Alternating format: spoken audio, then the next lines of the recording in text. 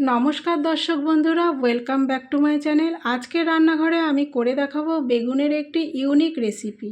চটজলদি মুখরোচক কোনো বেগুনের রেসিপি পেতে চান? তবে করে ফেলুন পোস্ত বাটায় বেগুন ভর্তা।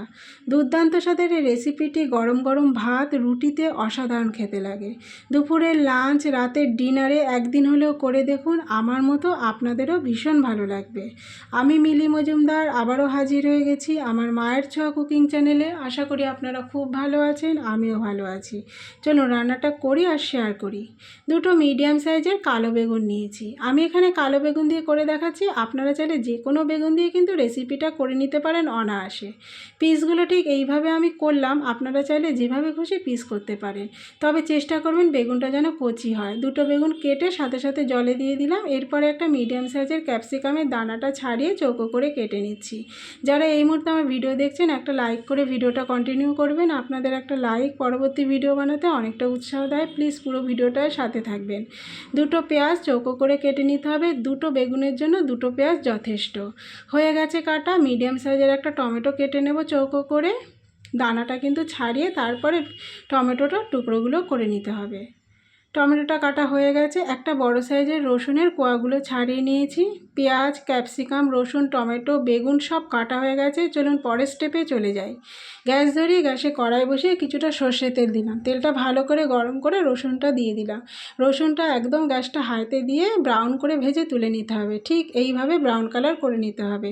পুরো রান্নাটাই কিন্তু সর্ষের তেলে করতে হবে। 4টে শুকনো লঙ্কা ভেজে নিলাম, আপনাদের ঝালটা পছন্দ মতো। এরপরে এই গরম অবস্থাতেই এই শুকনো লঙ্কা আর রসুনটা হাত দিয়ে কিন্তু একটু ম্যাশড করে রেখে দিতে হবে। ওই তেলেই আমি পেঁয়াজ ভেজে নেব। হালকা করে কিছুক্ষণ ভাজার পর এর মধ্যে ক্যাপসিকাম দেব, দিয়ে আবারও কিছুক্ষণ একটু গ্যাসটা হাইতে দিয়ে নাড়াচাড়া করতে হবে। হয়ে গেছে। এরপরে লবণ দেবো এর মধ্যে। লবণটা দিয়ে আবার একটু নাড়াচাড়া করে ব্রাউন কালার করে ভেজে তুলে নেব। দেখুন হয়ে গেছে। তেল থেকে ছেঁকে ছেঁকে তুলে নেব। সবটা তোলা হয়ে গেলে ওই তেলে টমেটোটা ভেজে নেব। টমেটোটা হাইতে দিয়ে কিছুক্ষণ নাড়াচাড়া করে ভেজে নিলেই খুব তাড়াতাড়ি টমেটোটা সেদ্ধ হয়ে যাবে। দিয়ে দিয়েছি। এরপরে একটু ভেজে নিতে হবে।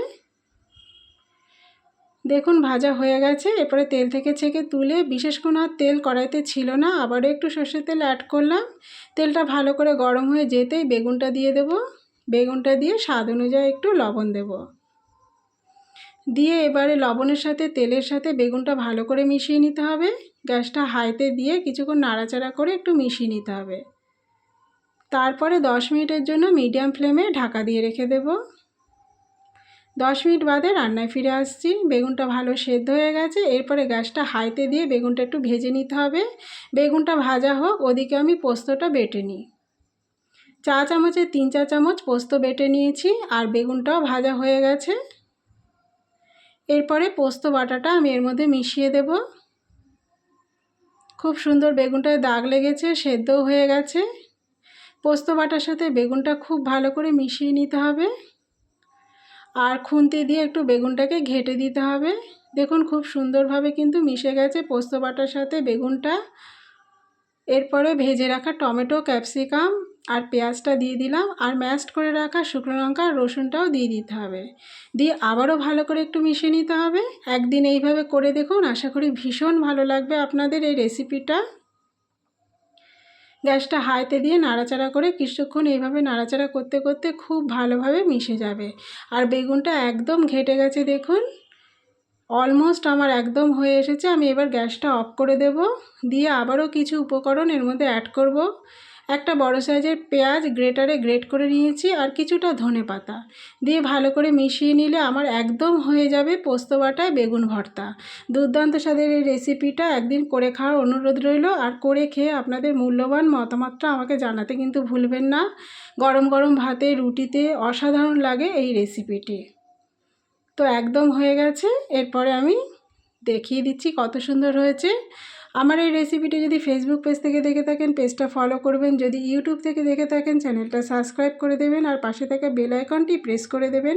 তাহলে আমার আপলোড হওয়া নতুন ভিডিওর নোটিফিকেশান সবার আগে আপনাদের কাছে পৌঁছে যাবে।